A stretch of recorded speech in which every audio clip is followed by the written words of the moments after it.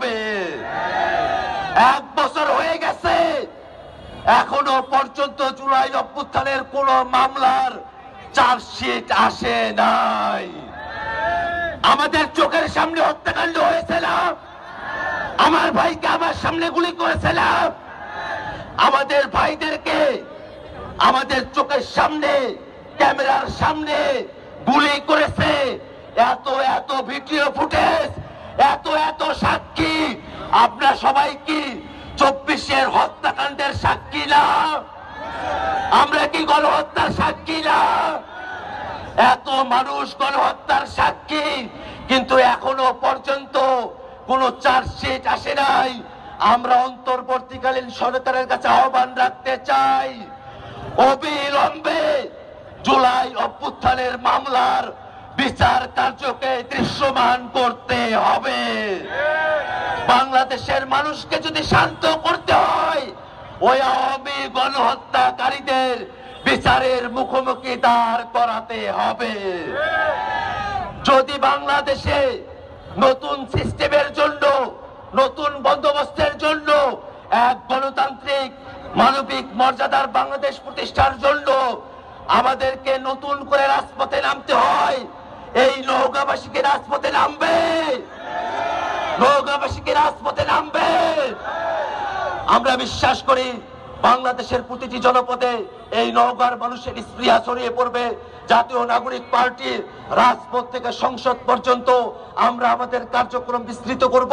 গোটা বাংলাদেশকে বিশ্বের বুকে এমন এক মর্যাদা সম্পূর্ণ জাতি হিসেবে আমরা প্রতিষ্ঠা করব, যার দিকে ভারত হোক, পাকিস্তান হোক, আমেরিকা হোক, চায়না হোক, কোন পরাশক্তি আর আঙ্গুল উঁচিয়ে কথা বলতে পারবে না। আমাদের মহানায়ক, যার নেতৃত্বে, যার এক দফা ঘোষণার মধ্য দিয়ে ওই 24 সালের 3 আগস্ট খুনি হাসিনার কফিনে শেষ ব্যারেক পারা হয়, ফ্যাসিস্ট বিরোধী লড়াইয়ের অন্যতম সহযোদ্ধা জাতীয় নাগরিক পার্টি এনসিপির সংগ্রামী আহ্বায়ক জনাব নাহিদ ইসলাম।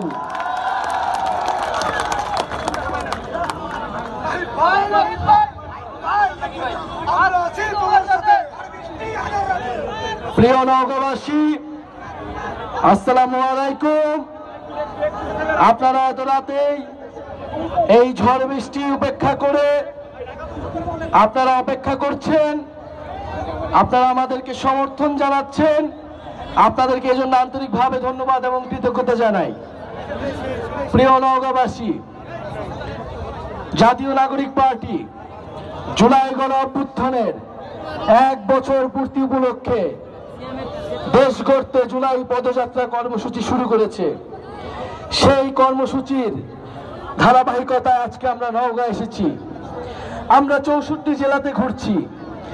আমরা বলছি কি জন্য গণ অভ্যুত্থান হয়েছিল, তরুণদের স্বপ্ন কি ছিল, শহীদদের আকাঙ্ক্ষা কি ছিল। আমরা কেবল বাংলাদেশের সাধারণ জনগণ, বাংলাদেশের তরুণ প্রজন্ম বিকল্প নেতৃত্ব হিসেবে গড়ে উঠেছে। আপনাদের কাছে সেই বিকল্প নেতৃত্ব, সেই বিকল্প ইস্তেহার আমরা প্রস্তাবনা করছি। আপনারা মিলিয়ে নেবেন বাংলাদেশের জনগণ কোন পথে তাদের ভাগ্য নির্ধারিত করবে। বাংলাদেশের জনগণ গত 16 বছর ধরে ফ্যাসিবাদী সরকারের দ্বারা জুলুমের শিকার হয়েছে, নির্যাতিত হয়েছে। এই নওগাঁতেও আমার ভাইয়ের আন্দোলনে আহত হয়েছে, শহীদ হয়েছে। নওগাঁতেও আমার ভাইয়ের রক্তে রঞ্জিত হয়েছে রাজপথ। প্রিয় বন্ধুগণ, 1 বছর পার হলেও আমরা কোনো দৃশ্যমান